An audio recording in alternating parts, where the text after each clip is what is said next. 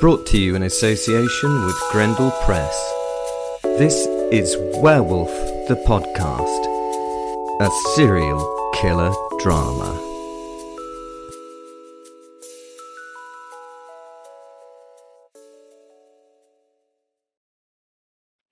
Hello, we're here again with another episode.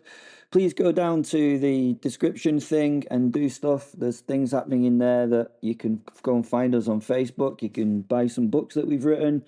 There's loads of great things down there, so just go and do it, eh? It would be nice of you if you did. Anyway, let's get on with the story. Fortescue.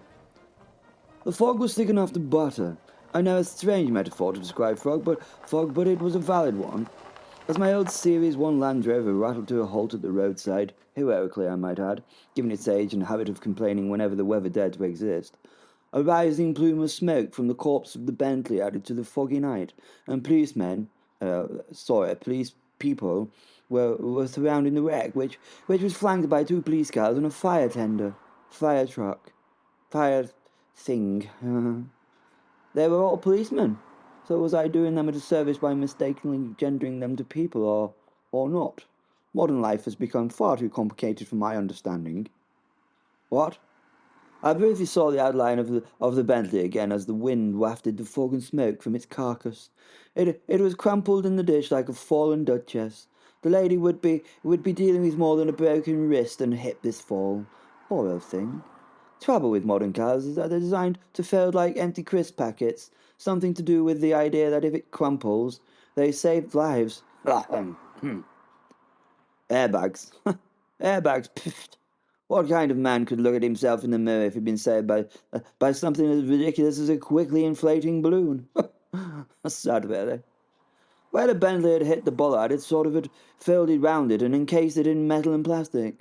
I suppose clever of the boffins to design that crumply stuff in this car thing, I guess. It won't see the road again, though. It will be a write-off, won't it, when you write it? If my Landy had hit the bollard, it would have had a slight ding, and the bollard would have been destroyed. What the bloody vehicle's designed for, you know, Land Rovers, hitting things like deer, and then you could throw them in the back. The Landy's body is made from aluminium magnesium alloy called Burmabite. Yes, see, I know my stuff. Which just sort of sits on two steel girders from front to back. Really honest, with an engine at the front. Same chance of crumpling that setup as getting your money back from Jenkins. Sorry. Bloody perfect vehicle. None of that nonsense such as, radios, electric windows, or seat belts. Not needed in my day. You need a couple of Whitworth BSWs and BSF spanners, and you can fix anything. Oh, and the Landy was incredibly safe in comparison to some of the flying machines that had crashed through the years. My old Sopwith Camel, or one of them, had a wicker flying seat and not enough room for a bloody thermos or a butty. Never mind a parachute. Then they eventually gave us those parachute things, and then we thought the blighters at HQ had gone crackers. Honest. They were making us hang out there, floating gently down, while the bloody German bleeders took pot shots at us with their bloody rifles. Dangerous, sure. At least if I were falling at terminal velocity, we would be a challenging target to them. Oh, yeah, we were, yes. Fair enough, in the Landy, I would have probably been dead from the sudden impact with the steering wheel, crushed ribs, fractured skull and the like. Well, the truth is, I would probably not be dead due to my inordinate amount of luck. Please rewind to past episodes to learn how I got so damn lucky. Eleanor and Will scrambled into the passenger seats, dripping fog everywhere. Neither of them seemed injured, thank Providence, but both looked rather shaken. On the other hand, I was bloody furious at the disgusting behaviour of this vulgar lupine cad towards the young lady. Never did like him. He never used a straight bat to play the game. Always picked the ball seam, if you get my drift, cad. As they got into the Landy, she with my invite, he with a smirking nod, I got the bloody out. I did. I got bloody out. Had to. Otherwise I would have said something I would have deeply bloody regretted. What? No, I wouldn't regret telling that Will blighter what I thought of him, but I try not to use unchoice language in front of a young lady. Although I know ladies now, no, sorry, I have to refer to them in an unchivalrous manner, don't I? Most women of the latest generation swear like troopers in the trenches. I don't blame them. All power to them, of course. A good swear can be like a good stiff drink. Marjorie, my great granddaughter, uses words that I thankfully can't understand. I know, I'm just an old fuddy-duddy, but these things were just not done in my day. I know I should be fossilized. I marched towards the wreckage with the full authority of a wing commander under full sail, and who has absolutely had enough today, which I had. The Bentley wheezed, faint steam from its bonnet, poor thing. I'd always said it was far too pretty to be driven in comparison to the old Landy. Circling the corpse of the car, I gently prodded the bumper with my umbrella. It fell off immediately. Utterly shameful behaviour, I muttered, admonishing the sorry-looking vehicle. Cars these days have no moral backbone whatsoever. Two recovery workers, and a couple of blighters if you ask me, emerged nervously from the fog, blinking and either incredulous or impressed at my voluminous moustache. Right, you two chaps, I barked. You will not take this to a garage, a depot, or any secret government facility that pretends not to exist. You will take it to nowhere, because nowhere exactly where it is where it ought to go. I smiled, parking my umbrella beneath my armpit as if it were the old swagger stick. One of them squeaked. Sir, we need a destination. I waved at the all-consuming fog. Take it to... I gave him a map reference, which I'm afraid I cannot share with you. It's very hush-hush. He looked at me with a look of disbelief. Bloody type it into your GPD mappy-happy thing. It will get you there. It will get you to the right spot, believe me. He put it into his portable mobile telephone technological device. Bleeding wonders, those things. Honestly. If we'd have had those in the Second World War, we would have won in 4 days. He smiled when it revealed a destination not so far away. And what will we do when we get it there, Gov? The bloody fool asked. I humphed again. Do I have to think of everything? I asked him. He looked at me with an open mouth. He was lost for words. I held the fellow and added some of that well-known wing commander dry humour to the moment. Once there, chaps, simply release it into the wild. Let the mists take it. I laughed. My wit is beyond point at sometimes, beyond compare when I'm on form, what? Not a bloody smile, not a twitch. What a bounder. Eh? Was his reply. Why do I bother? Trying to make light. Where's the bloody bed, I tell you? You'll be met by a frightening-looking young lady, tattoos and strange hairdo, but don't be put off by her look, though. She's actually a very splendid young woman. Well, though you're not allergic to cats, are you? I quickly added. He shook his head. Good chap. Oh, just a word of advice. Don't make eye contact with her, I warned. Eh? I smirked. Little things make me smile. Little jokes. I paused as I thought of the werecat Vaughan. She was splendid even in such strange regalia as she manifested herself and got me out of some sticky spots, that wonderful little filly.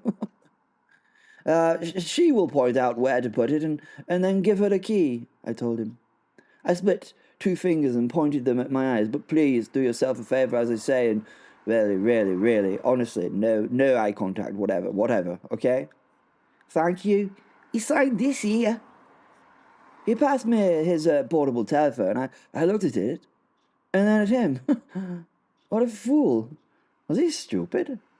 A moment passed. I gave him time. I continued to look at him and him at me. I was getting a little annoyed at his silliness. Then I thought, Monty, here's a bit dim. Oh, look, old chap, I can't sign this, can I? I said, smiling and showing him the phone screen. I would need paper and a pen, wouldn't I? I asked. He looked at me as though I were the stupid one. Humph. I humphed again. He came forward as though talking to a toddler and said, Hey, now, you signed the box on the screen? I looked at the screen and indeed, there was a little box there. Ah, gosh, sorry, technology leaves me far behind, I said. I reached into my jacket pocket to get my pen. Ballpoints are so wonderful, no leaks, you know. Bringing it out, I clicked it into functionality and signed the phone. It did nothing. I showed him with a smile. The man looked at me as though I was stupid. It's broken, old chap, I told him. He was still staring at me with his mouth open. No, sir, you sign it with your finger? Beg your pudding? I said. My finger? He nodded.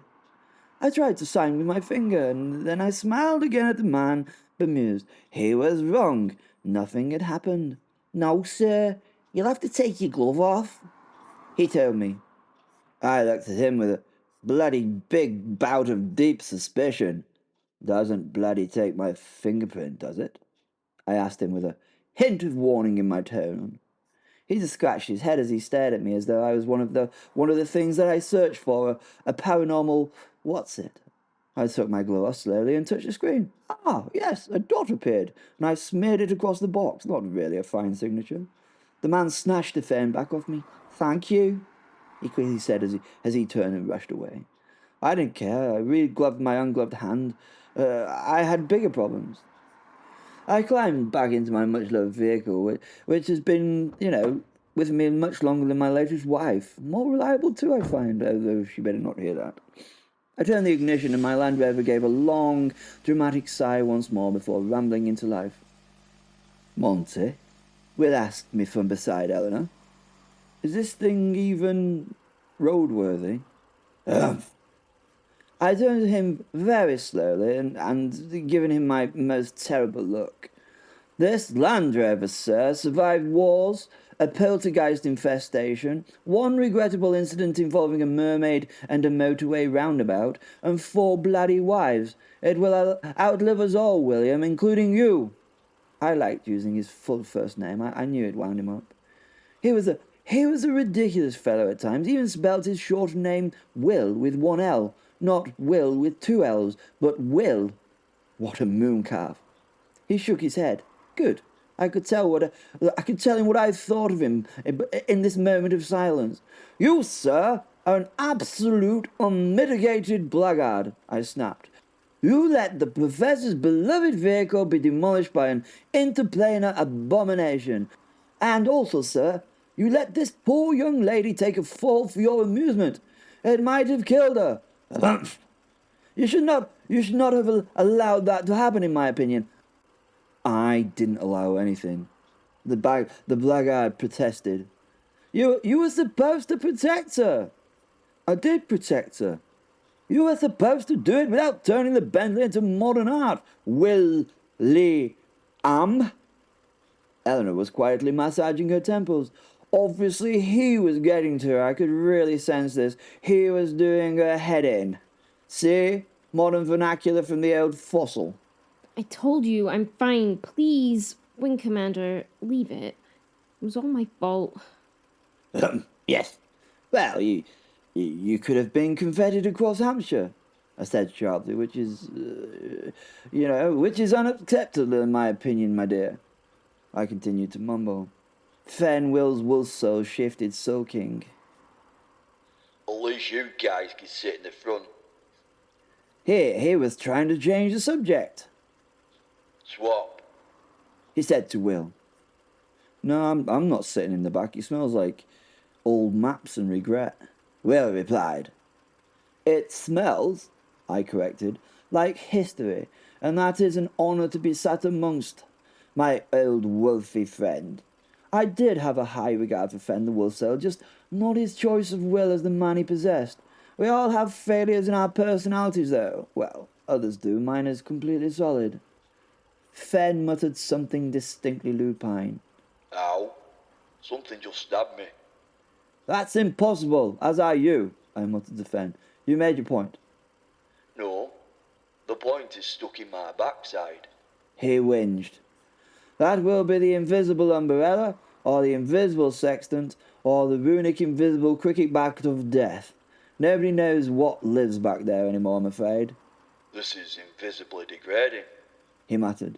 And richly deserved. You should have stopped that bleeding blight or what. Take it as an opportunity to learn in the face of discomfort. The professor said something nonsensical about suffering and loss being a means of learning, so I'll just bloody go with that. He's a bright chap after all, although it sounds like utter tosh to me. Some time later, we trundled through the city and arrived at the university. The ancient buildings, nothing more than ghostly silhouettes in the fog. Students appeared and vanished like spirits driven by deadlines. "Is this thing ULEZ exempt?" Will asked. "Is it? What?" I challenged him. "Well, we just entered the ULEZ," he continued. "The what?" I asked. "The ultra-low emission zone, the zone which you go in and get fined if you have a car that's, a certain sort of years old and is sort of dirty with the pollution." What?" I asked. "Oh," Will was laughing. He was trying to wind me up. It was his way, ULE bloody Z is right. The British government would not stoop so low as to engage in any of that nonsense nor this fair isle. That's for all those tree-hugging, ballsy foreigners, isn't it not? Humph. I harumphed. Will held up his hand. "Never mind." Fang continued to grumble about biting people, transforming on purpose, full moons and injustice among, other things. He was exceptionally threatening, to be honest. I won't go into the bloody words he used. It wasn't cricket. I ignored him, of course. Luckily, I can do that. If he laid so much as a talon claw on me, the universe would intervene. I don't know, a goose would fly through the window. Pow! As it said in the Dundare comics. A cyclist would collide with a car and fall into his mouth. A library gargoyle would tumble down at precisely the wrong moment and be a statuesque distraction. My luck is extravagant and inconvenient for anyone attempting violence. We pulled up behind the old Sciences building, ivy dripping with mist and chimneys exhaling incense. I shut off the engine. "Right, out we get. Will touch bloody nothing," he groaned. I apologised for the bloody teapot. "Well, that teapot spoke 13 languages by the end," I snapped. "And none of them nicely. Frightened Binky, the old wife, to death when it complained about having its interior cleaned. Should have heard what it said." Eleanor stepped out of the car, buttoning her coat, confusion covering her face. "Is the professor expecting us?" she asked. "Oh, yes, he's been pacing about for hours. Something's afoot. The shoe has dropped, and other lower body metaphors have happened too." Will frowned. "Something supernatural?" "Worse, I would say." What could be worse than supernatural?" I adjusted my scarf grimly. "The professor," I said, "is in a very, very bad mood." Will paled. Not out of fear of the professor, but knowing that if something troubled that man this bad, it was very bad something that was bad. The fog thickened ominously. "Humph! Why do you do that?" Will asked. "What?" I asked. That harumph sound." "I don't make any bloody such noise," I told him. He turned away and swore under his breath. I heard Fen, his wolf soul, laugh, and then I harumphed properly for my own pleasure. Ahem. Oh, I knew a good harumph nibbled at the blighter's irritations, of course I did. I harumphed again, twice in fact. Ahem. Ahem. And then somewhere above the university rooftops I glimpsed the faintest shimmer of gold. Was it Michael? Maybe watching, maybe waiting. A voice drifted across the fog like a whisper meant for my ears alone. "She walks where I see. She exists while I decree." "This will not stand," I told the sky. Her? I wondered if the voice meant Lucifer. I tightened my grip on the old umbrella. I missed being able to carry the saber.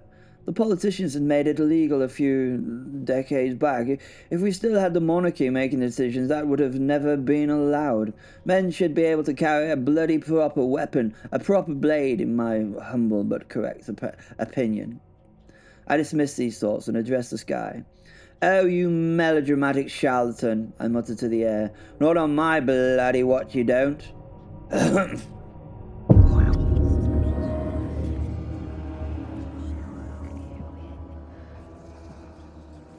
I am the ancient sorcerer.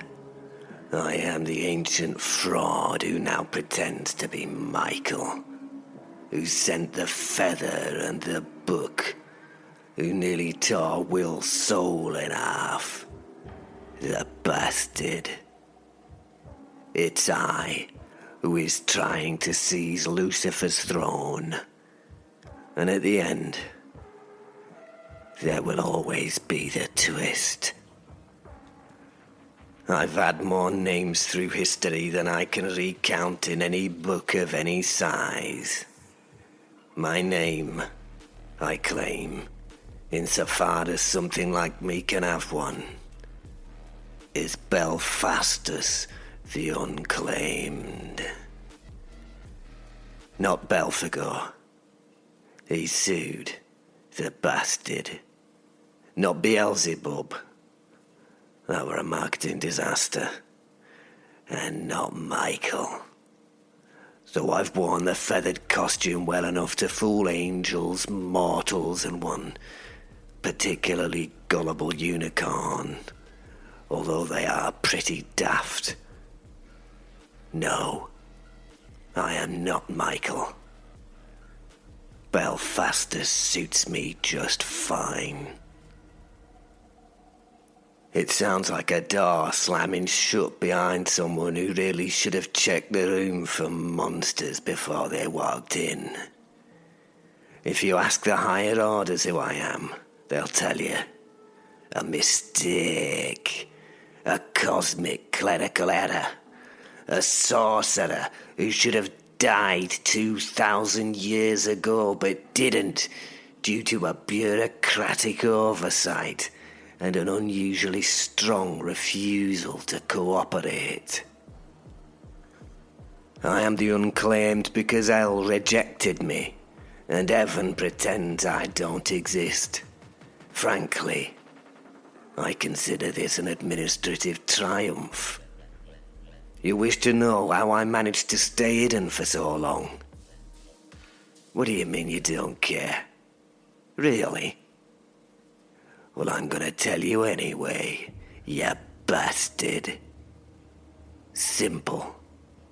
When heaven began sniffing around, I erased the century they suspected me to be in. Some people have noticed swathes of history are missing.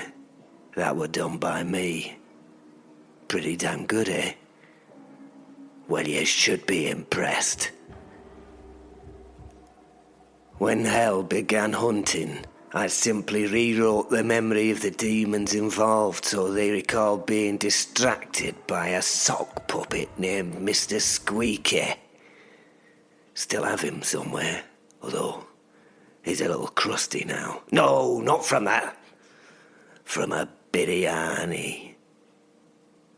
One learns things over the centuries, especially when one has no moral objections to experimenting on reality itself. The trick, you see, is subtlety. If a god looks for you in 1412, you simply remove 1412, flatten it, compress it, make it a footnote in a monastery no one ever visits. History is terribly pliable in the right hands, or the wrong ones, in my case. You asked for my works? Yes, you have to ask, because they're so well hidden. But let me recall a few for you now. The Black Death. Ah, yes. My attempt at pest control. The result? Excessive flea-bound fun. The invention of bureaucracy. Yeah, I did that. I consider it a masterpiece, you bastard. Fascism. Aye, well, that one did get away from me. I was aiming for mild authoritarianism with better uniforms and the people. Well, the people are just overachievers sometimes, aren't they? Great Fire of London. Yes, master. That was your attempt at call to rising times.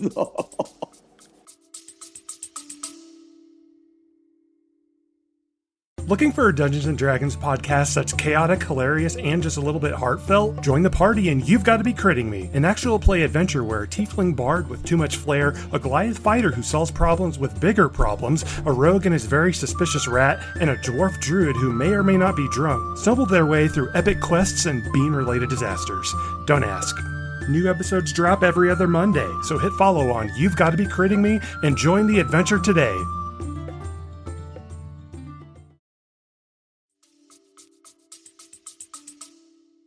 Quite right, Al. Shame about the bakers, though. Cold callers.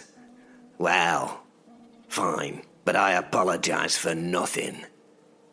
Oh, and there have been many others. Strangling empires, stirring kings to madness, writing anonymous letters that toppled dynasties, whispering into the dreams of poets just to see whether they'd crack. The bastards. I didn't do evil for a purpose. I did evil for the same reason people collect stamps. Out of boredom, pettiness, and the comfort of predictable chaos.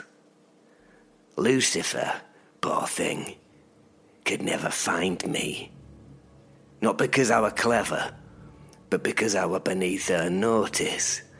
And nothing enrages a creature of pride more than the existence of a bastard she can't outsmart because the bastard is playing an entirely different game.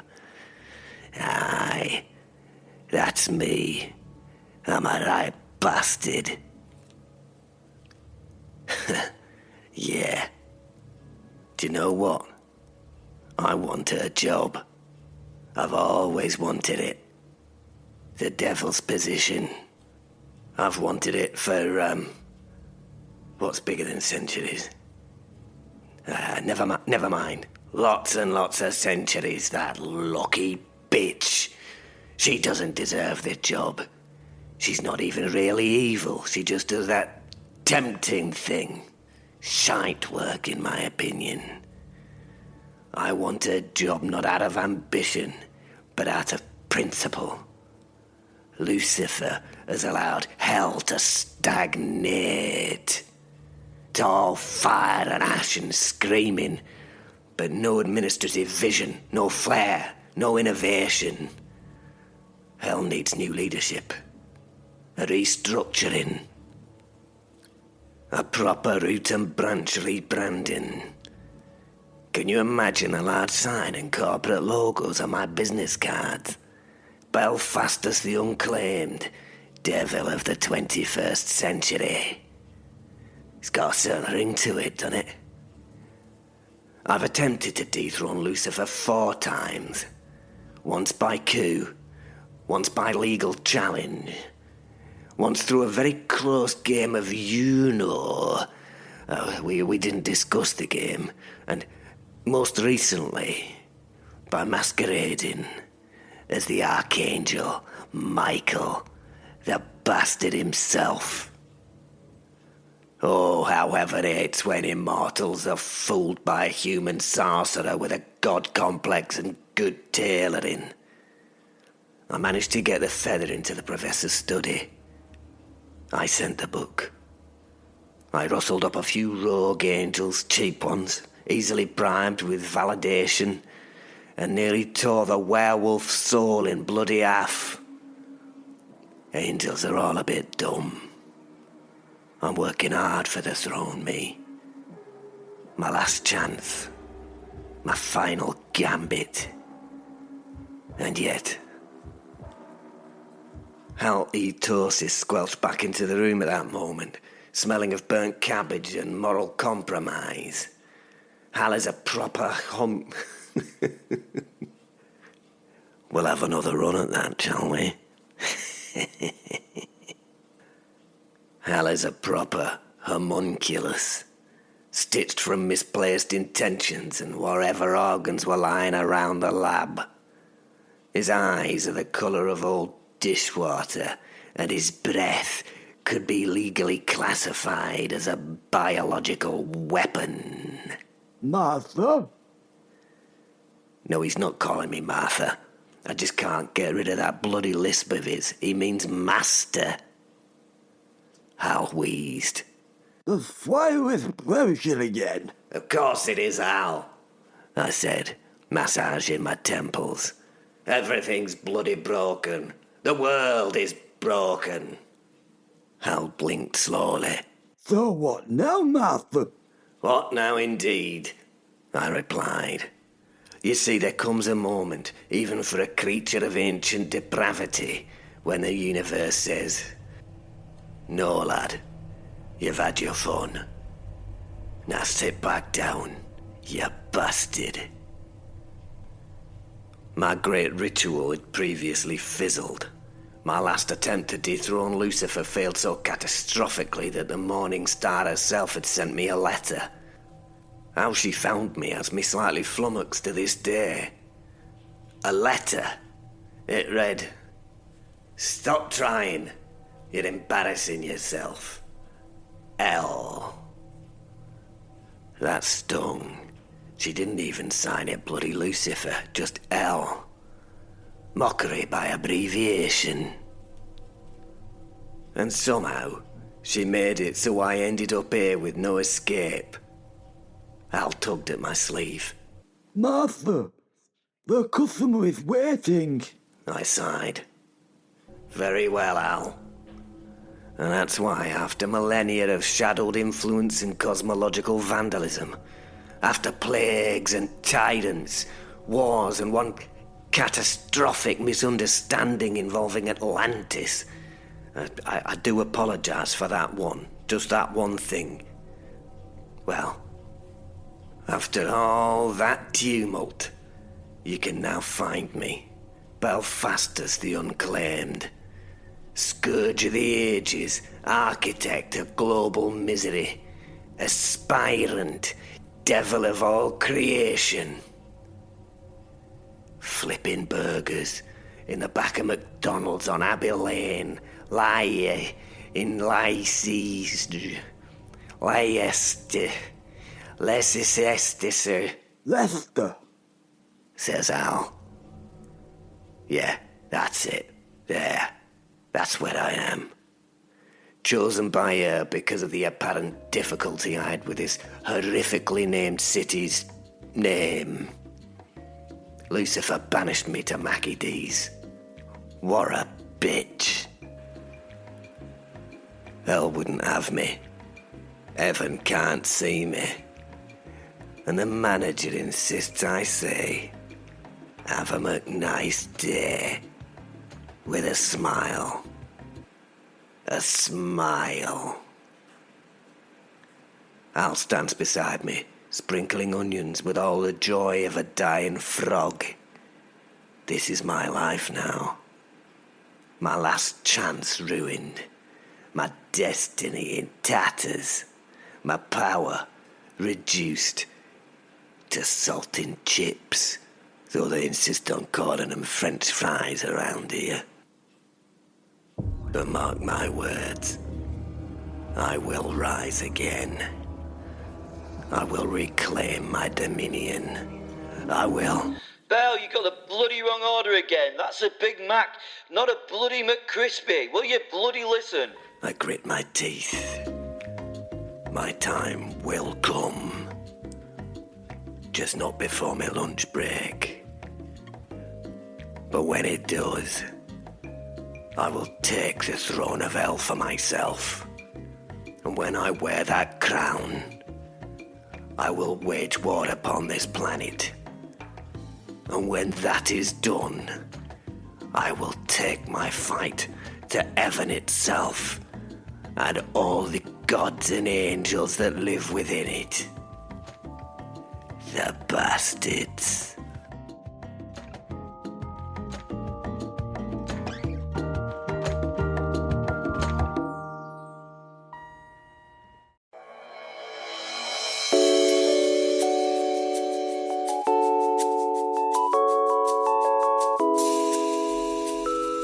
Brought to you in association with Grendel Press.